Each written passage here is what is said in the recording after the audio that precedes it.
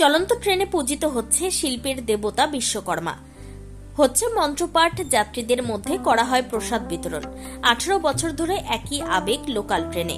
ফুল এবং রংবাহারি ফুল দিয়ে সাজানো হয়েছে গোটা ট্রেন। ট্রেনের কামরায় মহা সমারোহে চলছে বিশ্বকর্মার আরাধনা। চলন্ত ট্রেনেই মন্ত্রপাঠ, পুজো ও প্রসাদ বিতরণ। 18 বছর ধরে এভাবেই পালন হচ্ছে বিশ্বকর্মা পুজো। নদিয়ার শান্তিপুর লোকালে এভাবেই বছরের পর বছর হয়ে আসছে বিশ্বকর্মা পুজো। আজ শিল্পের দেবতা বিশ্বকর্মা পুজো, সেই মতো বিভিন্ন কলকারখানা সহ একাধিক জায়গায় চলছে শিল্প দেবতার আবাহন। তবে ব্যতিক্রমী পুজোও রয়েছে বিভিন্ন জায়গায়, তারই মধ্যে অন্যতম শান্তিপুর। শান্তিপুরে চলন্ত ট্রেনে দীর্ঘ 18 বছর থেকে চলছে বিশ্বকর্মা পুজো। সেই রকমই আজ নদিয়ার শান্তিপুর শিয়ালদা লোকাল ট্রেন ঢোকার পরে নিত্যযাত্রীরা কলা গাছ, ফুল দিয়ে সুসজ্জিত করে তোলেন ট্রেনটিকে। এরপর তারা ঢাক বাজিয়ে পুরোহিত সহকারে প্রথমে রেলের ট্রাক, এরপর ট্রেনের সর্বশেষে প্রতিমা নিয়ে 1 নম্বর কামরায় মহা সমারোহে দেবশিল্পী বিশ্বকর্মা। এবার আচ্ছা, বছর হয়ে গেছে, 18তম বর্ষ।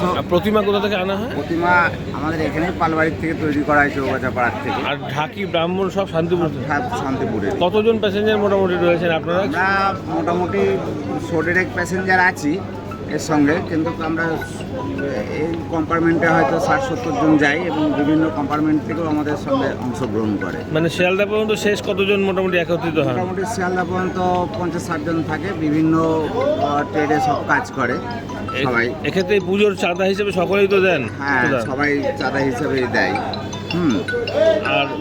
আর কি কি কি ব্যবস্থা করা হয়েছে? প্রসাদ বা অন্যান্য প্রসাদ ব্যবস্থা এবার আমাদের এমনিতে ফল, মিষ্টি, নৈবেদ্য সবই থাকে, আর তাছাড়া সনপাপড়ির প্যাকেট থাকে। সবাইকে আমরা মোটামুটি আজকে যারা ট্রেনে রয়েছে প্যাসেঞ্জার, যারা বিভিন্ন ইয়েতে কাজ করে যায় এবং সদস্যরাও পেয়ে থাকে, ড্রাইভার, গার্ড এবং স্টেশন মাস্টার সবাইকে আমরা দিয়ে থাকি। পুজো কত পর্যন্ত হতে থাকে? মোটামুটি ব্যারাকপুর পর্যন্ত যাই। আচ্ছা, আর এই ঠাকুর বিসর্জন কিভাবে হয়? ঠাকুর বিসর্জন আমরা শিয়ালদার ইয়েতে বলে রাখি, ওরা যখন গাড়ি কাট সেটে যায় পরের দিনকে ওরা বিসর্জন দিয়ে দেয়, ওদের কাছে টাকা দেওয়া থাকে। এখানে যারা যারা আন প্যাসেঞ্জার তারা কি কাজ করতে জানেন? এরা বিভিন্ন কাজে, অফিস ডিউটি আছে, কেউ ওয়ার্কশপে আছে, আমরা যেমন ব্যবসার সঙ্গে জড়িত ব্যবসা আছে, বিভিন্ন ট্রেডে কাজ করে বিভিন্ন জন। এই ট্রেনটা শান্তিপুর প্ল্যাটফর্মে ঢোকে কখন? এটা মোটামুটি 6:45-এর মধ্যে ঢুকে পড়ে। আচ্ছা, ছাড়ে 7:30-26। তো এই মাত্র এইটুকু সময়ের মধ্যে এত কিছু অ্যারেঞ্জমেন্ট হয়ে যায়? এর মধ্যে আমাদের বিভিন্ন দায়িত্ব বিভিন্ন লোকের উপর দেওয়া থাকে, সবাই তার নিজের নিজের দায়িত্ব পালন করে এবং আমরা ট্রেন ছাড়ার আগ মুহূর্তে সমস্ত দায়িত্ব কমপ্লিট করে ট্রেন সাজানোর থেকে আরম্ভ করে পুজোর উপকরণ থেকে আরম্ভ করে সমস্ত কিছু আমরা রেডি করে ফেলি এবং ব্রাহ্মণ মশাই পুজো শুরু করে দেয়। শান্তিপুর থেকে পুজো শুরু হয়ে যায়। কী কারণে মনে করছেন যে মানে এই পুজোটা করা শুরু হয়েছিল? বলছে আমাদের হচ্ছে একটা ট্রেন হচ্ছে আমাদের প্রাত্যহিক জীবনের লাইফ লাইন আর কি।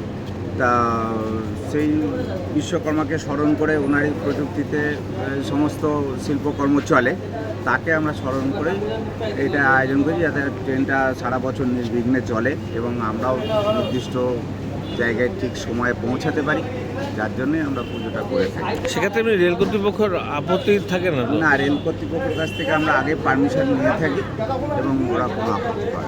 সেক্ষেত্রে সহযোগিতাই বলো? সহযোগিতাই করে। আচ্ছা, এমনি অন্যান্য দিনের তুলনায় আজকের এই কম্পার্টমেন্টে কি একটু বেশি ভিড় হয় ঠাকুর দেখার জন্য? মোটামুটি কি হচ্ছে এর জন্য অন্যান্য দিনের থেকে বেশি ভিড় থাকে। আর প্রসাদ কি সকলেই পান? হ্যাঁ, প্রসাদ সকলকেই দেওয়া হয়। আপনার নাম, পরিচয়? আমার নাম পিন্টু পাল, নিশ্চিন্তপুর শান্তিপুরের বাড়ি। আমি কাপড়ের কাজ করি। কত বছর ধরে যাচ্ছেন এখানে? আমি এখানে 30 বছর থেকে যাচ্ছি। আচ্ছা।